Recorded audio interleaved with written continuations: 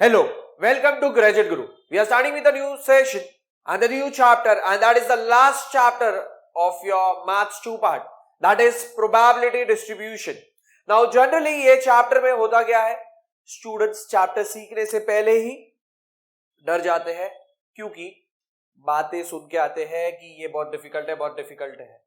अपने कुछ सीनियर से सुन लेते हैं, कुछ कॉलेज मेट से सुन लेते हैं और फिर दिमाग में वो फिट हो जाता है कि ये चैप्टर डिफिकल्ट है। ये चैप्टर डिफिकल्ट बिल्कुल नहीं है अगर तुम ये साथ में चैप्टर जाने दो। साथ में चैप्टर जाने दो का मतलब क्या होता है, यहाँ पे कॉन्सेप्ट सीखा, उसके बेसिस के जो होमवर्क सम्स है वो खुद से अगर सॉल्व करोगे then this chapter is not at all difficult. ये खाली है ना दिमाग में फिट किया जाता है कि ये चैप्टर डिफिकल्ट है। So this is not at all difficult. And now the name of the chapter is probability distribution. तो probability, yes, ये वर्ड से तो हम 10th स्टैंडर्ड से सुनते आए हैं। 10th स्टैंडर्ड में one of the favourite chapter होता है स्टूडेंट्स का ये, और फिर 11th में आके उसका थोड़ा सा इमेज चेंज हो जाता है और 12th में आके पूरी इमेज चेंज हो जाती है प्रोबेबिलिटी ये चैप्टर के नाम की। सो पहले तो हम बेसिक्स देखेंगे जो हमने 10th और 11th में देखा था। So few basic terminologies will see. The first terminology over here is random experiment. Now what is a random experiment? कभी-कभी रैंडम एक्सपेरिमेंट ब्रैकेट में will say it is trial. Now what is a random experiment? It is any action in which all the possible results are known in advance but none of them can be predicted is called a random experiment। मतलब basically यहां पे हम बोल सकते हैं कि यहां पे जो भी इवेंट रहेगा उसके आउटकम्स हमें एडवांस में पता है but we can not predict what is the exact outcome, that is called as a random experiment. And इसका एग्जांपल हो सकता है we say tossing of a coin. तो कॉइन टॉस किया ना तो हमें मालूम है हेड या टेल आएगा, बट वी कैन नॉट से कि अभी हेड ही आएगा या अभी टेल ही आएगा। Yes, throwing of a die, तो we know the outcomes in advance, that is 1 2 3 4 5 6 में से कुछ आएगा, बट वी कैन नॉट से कि 1 ही आएगा या 6 ही आएगा या 5 ही आएगा, ये हम प्रेडिक्ट नहीं कर सकते। सो ये हो गया रैंडम एक्सपेरिमेंट का meaning. Now second thing will see is sample space. The set of all possible outcomes of a random experiment is called as sample space of that experiment, and it is denoted by S. Every element of sample space is called sample points, and the number of sample points in sample space is S is denoted by N of S. Event is the next term, and event is a subset of sample space and is usually denoted by capital letters, that is A, B, C, etc. उसके बाद next terminology है that is equally likely outcomes. The outcome of a random experiment are called equally likely if all of them have equal preference. In the experiment of tossing an unbiased coin, the outcomes head and tail are equally likely. So जब coin toss करते हैं तो head आने का जो chance है वो भी उतना ही है जितना टेल आने का चांस होता है, इसलिए उसको क्या बोलेंगे, this type of event is called as equally likely event. Next term is complement of the event.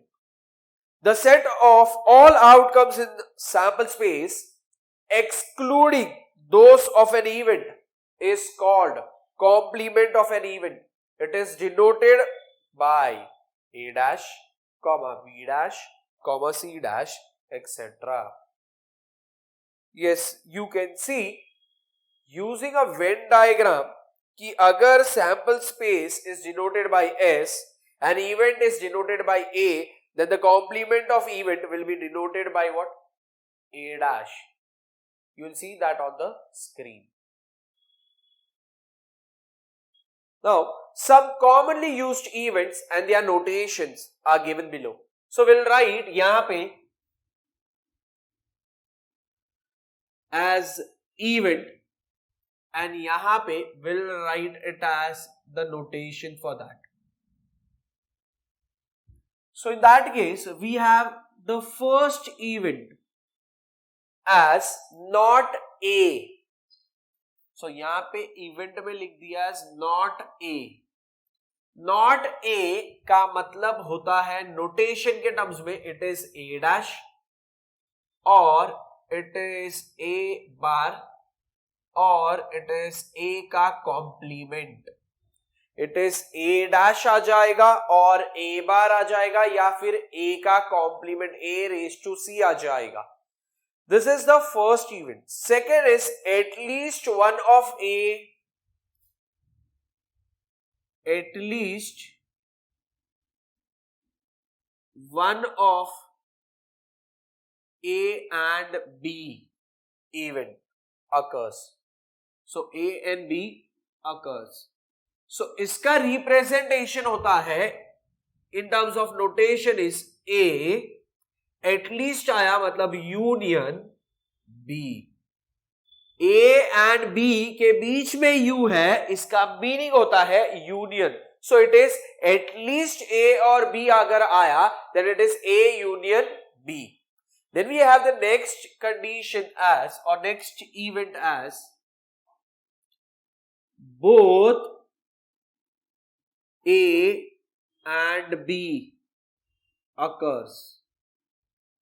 So when we use the term as both A and B occurs, इसका मतलब होता है A intersection B.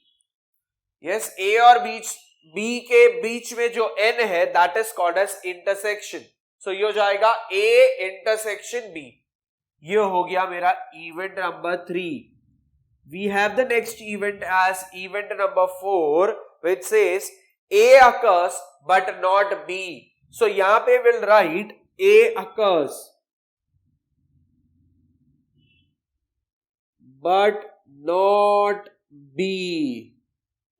So इसका meaning होता है A intersection not B का मतलब B dash या फिर B बार आ जाएगा या फिर B का complement आ जाएगा. So it is A intersection B dash is the denotion or you can say the notation. The fifth one over here is B occurs but not A. Yes, इसका meaning हो जाएगा A dash intersection B या फिर B intersection A dash ऐसा लिखा तो भी चलेगा. A dash intersection B लिखा या B intersection A dash लिखा, दोनों का मीनिंग सेम है. Next condition is neither A nor B. सो यहां पे लिखेंगे neither A nor B. So neither nor आया, इसका मतलब यहां पे आ जाएगा A dash intersection B dash. Neither A nor B occurs लिख दूंगा. सो ये हो जाएगा A dash intersection B dash. Then we have the next one as at least one of A, B, C. So at least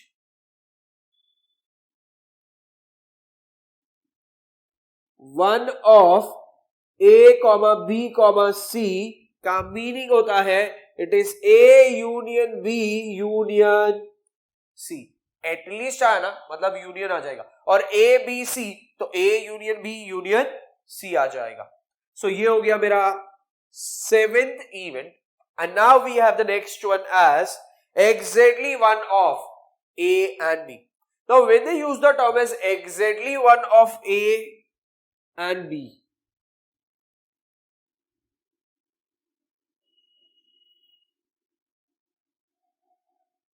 so exactly one of A and B का meaning होता है अगर A आया तो B नहीं आएगा, सो ये B का कॉम्प्लीमेंट हो जाएगा. या फिर A नहीं आया तो B आया और ये दोनों या फिर आया, इसका मतलब ये दोनों के बीच में क्या आ जाएगा, यूनियन.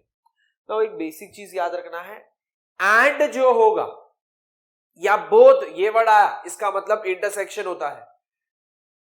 एटलीस्ट या फिर और ये वर्ड आया इसका मतलब यूनियन हो जाएगा. सो इसलिए दिस और दिस, मतलब A हुआ तो B नहीं हो रहा है एंड B हुआ तो A नहीं हो रहा है, क्योंकि हमें चाहिए exactly one of A and B, मतलब वो दो में से एक ही होना चाहिए. Then we have all three of A, B, C.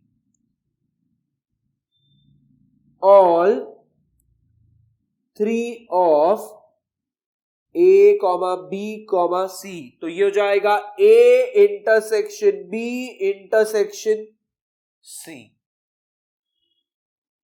And then we have the 10th one as exactly 2 of A, B and C. So exactly 2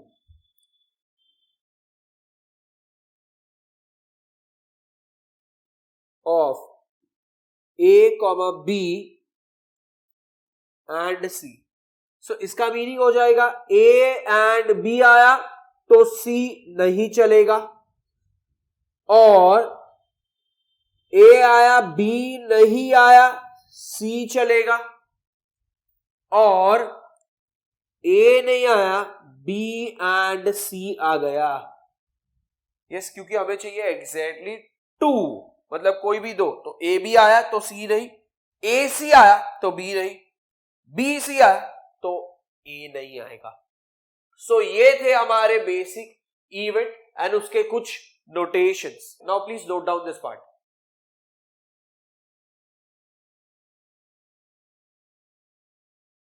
Now we need to understand few more terms, that is exhaustive event.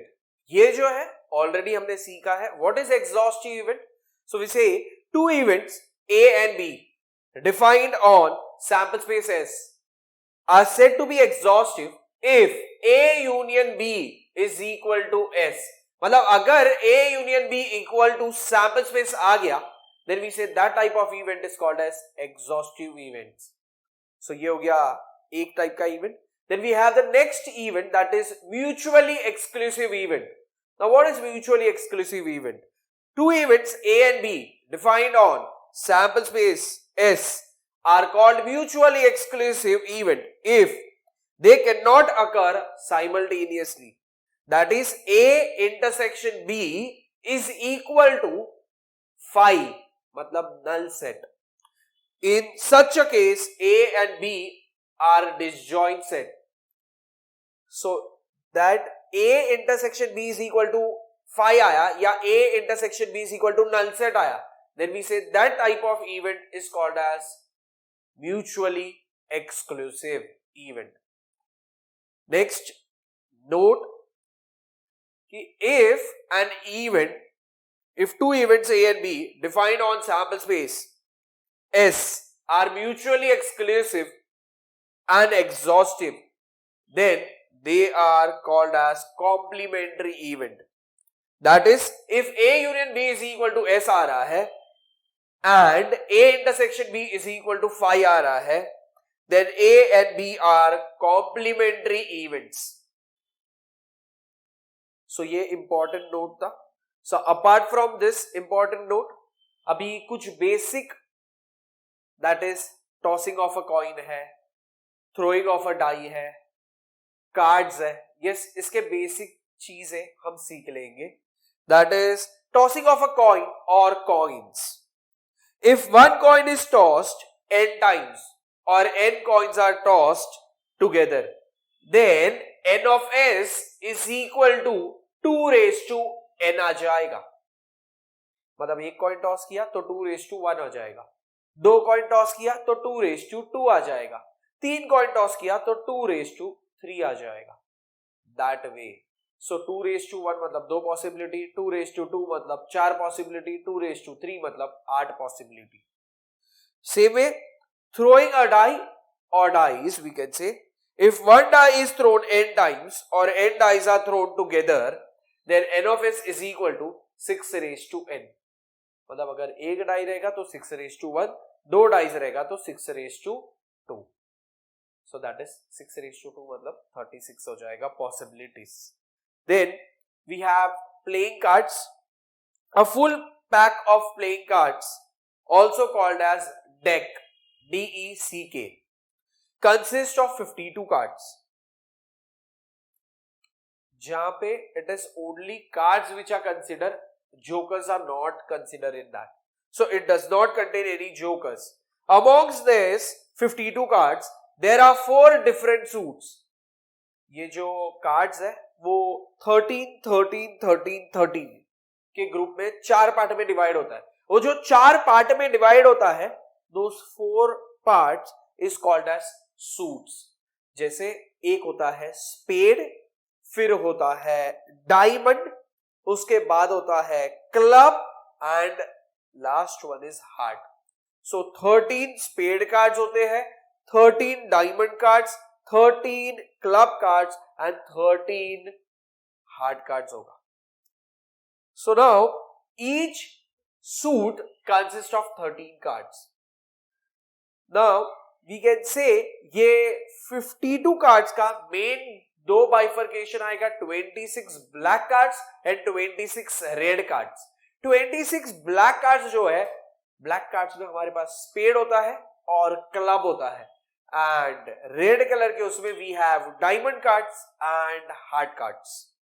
सो अब हमें यहां पे ये भी समझना है कि 13 spade cards में we have it as from denomination 1 to 13. जैसे 1 डिनोमिनेशन जो होता है, यस, जिसको आप लोगों ने सुना हुआ रहता है या खेला हुआ रहता है, इट इज कॉल्ड एज इक्का. यस, वो इक्का को यहां पे बोला जाता है as ace cards, ACE, ace card. फिर नॉर्मल नंबर 2 से लेके 10 आ जाएगा. उसके बाद नेक्स्ट होता है जैक, क्वीन एंड किंग. ये जैक, क्वीन एंड किंग, ये जो है this is your 11th, 12th and the 13th card. So jack, queen and king जो है, वी नीड टू अंडरस्टैंड कि ये jack, queen and king, this is called as face cards और picture cards बोलते हैं इसको. This is called as what? Face cards और picture cards. So यहां पे we need to understand in one suit we have 3 picture cards. ऐसे हमारे पास total कितने सूट्स होते हैं? 4 सूट्स. तो टोटल 12 फेस कार्ड्स या पिक्चर कार्ड्स हो गए. एंड अगर मुझे स्पेसिफिकली पूछा कि रेड कलर के कितने हैं, तो 6 आ जाएगा, एंड ब्लैक कलर के कितने हैं, तो 6 आ जाएगा. Yes, the card with denomination 1 is called as ace card. ये ऑलरेडी डिस्कस हो चुका है. So this is the basic bifurcation of different types of event जो हो सकते हैं.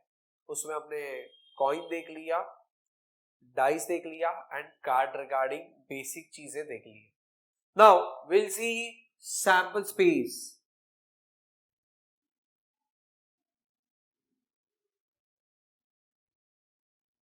The first term in that is coin.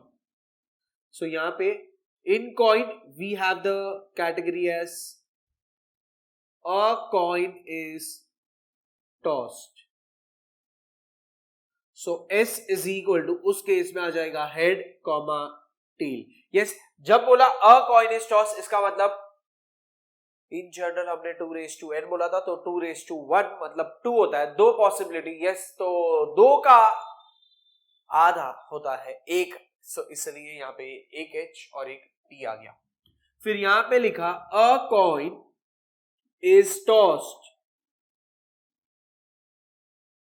2 times.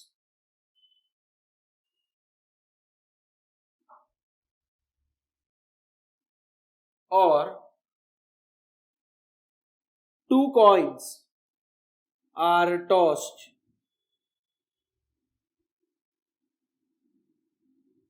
simultaneously. ये दोनों का मीनिंग सेम होता है. सो यहां पे अ कॉइन इज टॉस्ड 2 times बोला या 2 coins are tossed simultaneously बोला. So the meaning of this is 2 raised to n, ये जनरल फॉर्मूला था, तो 2 raised to 2 मतलब ये हो जाएगा टोटल 4 पॉसिबिलिटीज. सो यहां पे सैंपल स्पेस के लिए कंडीशन, टोटल 4 पॉसिबिलिटीज है, तो 4 का आधा जो होता है वो 2 होता है. सो वी राइट यहां पे 2 बार फर्स्ट पोजीशन पे H लिखा और 2 बार फर्स्ट पोजीशन पे T लिखा.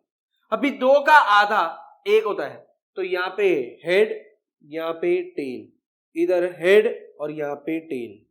सो यहाँ पे ये 4 पॉसिबिलिटीज हो गए.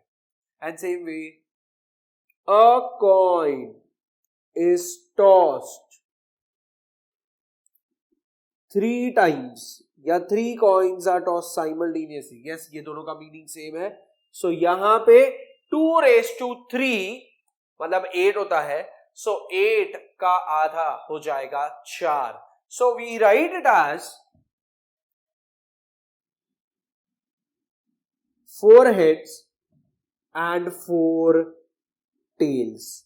4 का आधा होता है 2, तो यहां पे आ जाएगा 2 heads 2 tails, 2 heads 2 tails, and then we have 2 का आधा that is 1, तो ये हो जाएगा head tail, head tail, head tail, head tail. So ये हो गए इसके 8 possibilities. So this is something related to coin. Same way यहां पे हम देखेंगे with respect to die. Yes, तो इन जनरल लिखते हैं इसलिए डाइज लिखा यहाँ पे, और यहाँ पे भी कॉइन्स लिख दिया. यस, वो एक रहेगा तो कॉइन आ जाएगा. डाइज में भी इधर डाइज लिखा बट अ डाई ऐसा बोला, अ डाई इज थ्रोन. सो यहां पे एस में आ जाएगा 1 2 3 4 5 6. 2 डाइज आर थ्रोन अगर ऐसा आया, या अ डाई इज थ्रोन 2 टाइम्स, दोनों का मीनिंग सेम. सो इस केस में आ जाएगा 1, 1, 1, 2, 1, 3, 1, 4, 1, 5, 1, 6. फिर आ जाएगा यहां पे 2, 1, 2, 2, 3, 2, सॉरी 2, 3, 2, 4, 2, 5, 2, 6. उसके बाद आएगा 3, 1, 3, 2, 3, 3, 3, 4, 3, 5, 3, 6.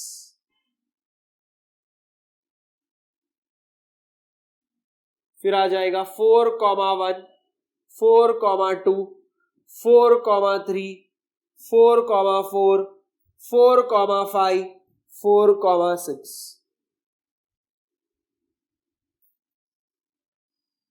5, 1, 5, 2, 5, 3, 5, 4, 5, 5, 5, 6. 6, 1, 6, 2, 6, 3, 6, 4, 6, 5, 6, आ जाएगा. सो ये हो गए टोटल 36 पॉसिबिलिटीज. एंड ये हो गया with respect to what dice. And last bifurcation जो हमने देखा था वो था कार्ड्स. यस, तो यहां पे सबसे पहले 52 डिवाइडेड इनटू 26 ब्लैक कार्ड्स आ जाएगा एंड 26 रेड कार्ड्स आ जाएगा. 26 का बाइफर्केशन हो जाएगा into 13 spade cards and 13 club cards. इधर 26 का वापस बाइफर्केशन आ जाएगा as 13 diamond cards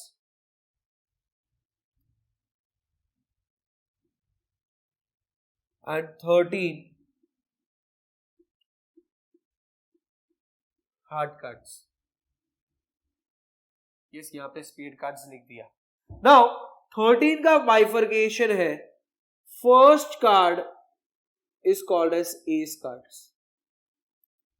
Then we have normal number 2 से लेके 10. Then we have the 11th card as Jack,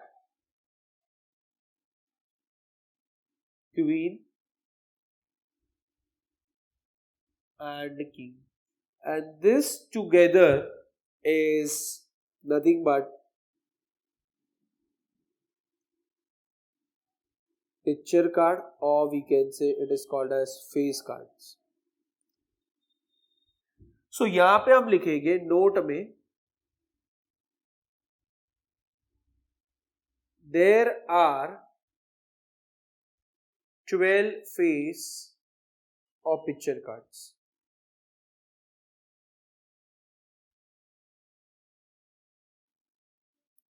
There are 6 red and 6 black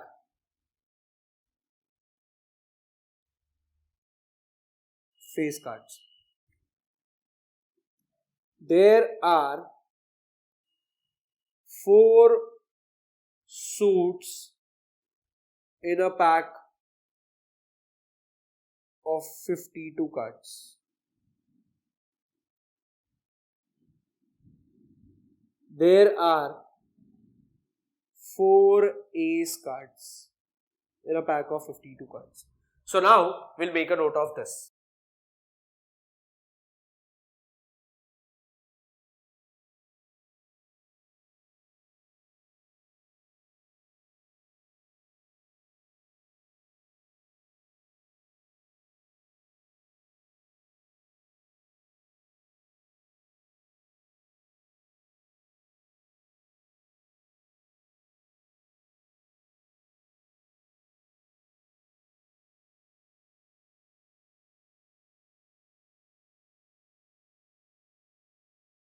Probability. If an event A is defined over a sample space S, then probability of event A is given by P of A is equal to N of A upon N of S, where N of A is number of elements in event A and N of S is number of elements in sample space S. Fundamental rule of probability. If one particular task can be done in M ways and a second particular task can be done in N ways, then both the tasks can be done together is M into N number of ways. Note first, if A, B and any event defined over a sample space S, then probability of A always lies between 0 and 1. So probability कोई भी event का रहेगा वो हमेशा 0 और 1 के बीच में ही लाई करेगा. सबसे मिनिमम रहेगा वो आएगा प्रोबेबिलिटी है 0 एंड सबसे मैक्सिमम जो आएगा वो है प्रोबेबिलिटी है 1. सबसे मिनिमम जो होता है दैट इज जब म्यूचुअली एक्सक्लूसिव इवेंट रहता है, उस टाइम पे प्रोबेबिलिटी जो है वो क्या रहेगा 0. एंड सबसे ज्यादा जब होता है तब 1 है. वो जब एग्जॉस्टिव इवेंट होता है उस टाइम पे प्रोबेबिलिटी विल बी व्हाट 1. इसलिए बोला जाता है probability of any event always lies between 0 and 1. Second is probability of S is equal to 1, या we can say sum of all probability will always be equal to 1. मतलब maximum probability कितना हो सकता है 1, उससे ज्यादा नहीं हो सकता है. Now few theorems, few conditions. In that we have the first one as if A is an event defined over a sample space S and A dash is the complement event of A, then probability of A dash is equal to 1 minus probability of A. So probability of A dash is equal to 1 minus probability of A आ जाएगा. Second, if A and B are any two events defined over a sample space S, then probability of A union B is equal to probability of A plus probability of B minus probability of A intersection B. Third one, if events A and B are mutually exclusive, then probability of A intersection B is equal to 0. Thus, probability of A union B is equal to probability of A plus probability of B. Now, next term is conditional probability. Probability of A slash B, or we can say probability of A such that B is equal to probability of A intersection B upon probability of B. Same way, and we say probability of B slash A or B such that A is equal to probability of A intersection B upon probability of A.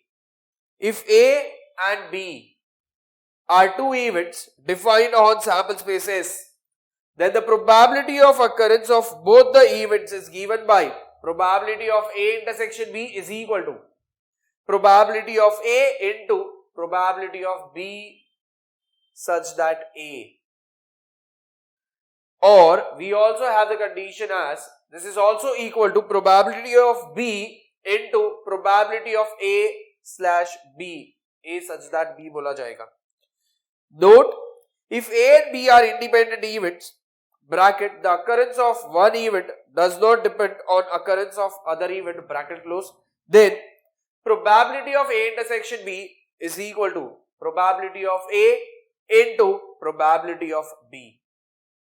So now ये जो भी conditions हमने अभी discuss किया, that is probability से लेके ये independent event तक, all this are the concept of your 11th standard. So this ये हमने खाली recollect किया है.